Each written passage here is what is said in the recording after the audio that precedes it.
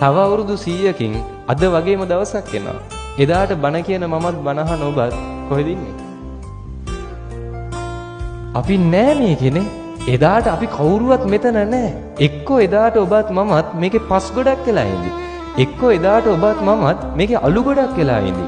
මැරිලා ගියන් පස්සේ ওই ජීවත් වෙලා ඉන්න කාලේ අපි රණ්ඩු වෙනවා, ඔට්ටු වෙනවා, දේවල් තමන්ගේ කරගන්න දුක් වෙනවා, ඉඩම් ටික පරිස්සම් කරගන්න රණ්ඩු වෙනවා, රණ්ඩු වෙවි කියනවා මේ ඉඩම පරිස්සම් කරගන්න මහන්සි වෙන්නේ මම වෙනුවෙන් මගේ ඊළඟ පරම්පරාවට.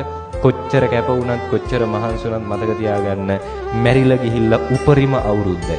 හරිද? අවුරුදු 100කින් කිසිම කතාවක් ඔබ ගැන මම ගැන නැති වෙයි මේකේ. ඔබ මැරිච්ච දවසට මේ මිනිස්සු ළඟම ඉන්න පිරිස දවසේ වැළපෙයි. හැබැයි දෙවෙනි දවසේ අඬනවද පළවෙනි දවසේ තරම්? නෑ.